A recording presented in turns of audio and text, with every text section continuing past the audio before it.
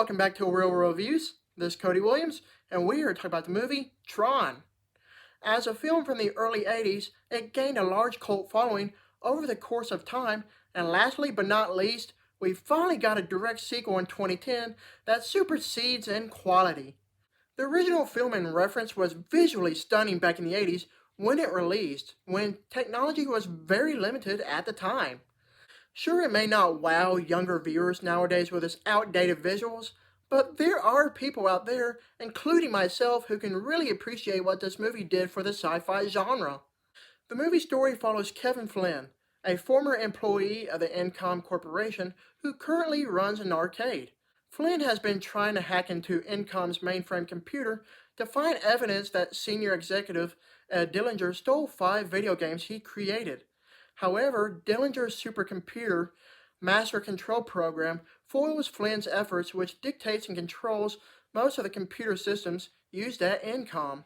On one fateful night, Flynn's former girlfriend, Laura Baines, and her current boyfriend, ace computer programmer Alan Bradley, helps Flynn break into Incom to shut down the master control program with Alan's security program Tron.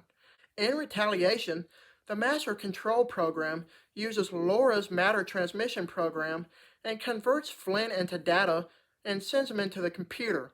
Flynn then finds himself in an electronic world ruled by the master control program and is forced to compete in gladiatorial games. Along with the help from the heroic and fearless security program Tron, Flynn then sets out to liberate the system from the control of the master control program, which is Flynn's only chance of returning to the real world. I first saw this movie on a Laserdisc copy back in the day, and I was completely in awe the whole time while watching it. Without directly being an adaptation of an existing video game, it always felt like a video game movie to me. Little did I know at the time that an actual game inspired by the film actually released to the public at arcades.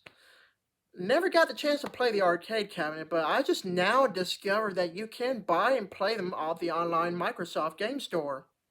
Easily enough, it's a thrilling sci-fi fantasy adventure flick that I can never get tired of watching.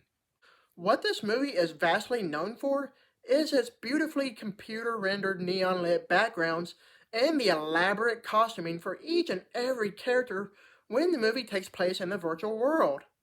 It's definitely a visually appeasing film, and it still blows me away with how much they accomplished while making this movie. As a byproduct of the 80s with a limitation of technology, the movie's CGI effects may be outdated to the standard of newer viewers, but let's face it, there are no standards as to what a virtual reality world should look like, and I think it still looks great visually speaking. This is another one of those movies that is smarter than most people give it credit for. I just really appreciated the parallels that this movie had to offer, such as Tron being the virtual counterpart of Alan, Flynn to Clue, Yori to Laura, and so on. You can literally make your head spin while discovering all the film's parallels and metaphors that related to the real world. As far as the characters go, Jeff Bridges delivers a brilliant performance with his character Kevin Flynn. He did such a phenomenal job. So good, in fact, he also carried over his elegance into the sequel. He completely owns the role so much that I couldn't imagine anyone else portraying the character. I'm not familiar with the rest of the film's cast, but I can easily say that they were all very compelling. There is simply no ounce of talent wasted. As groundbreaking this movie may be, I will admit that the film's plot may be too simple for my liking. It's just pretty much a battle of good versus evil with a sentient artificial intelligence as a central antagonist. I do appreciate the effort that went into making this movie, but I just wish the movie could have been somewhat longer. Overall, Tron is a very riveting movie that never loses its quality after repeated viewings. To be labeled as a classic is quite the understatement for this beautiful movie. Other than the minor nitpicking that I described earlier, this movie is easily considered one of my all-time favorites. I give this movie an A. Thank you for watching, and don't forget to like and subscribe to my channel. Keep up my real reviews.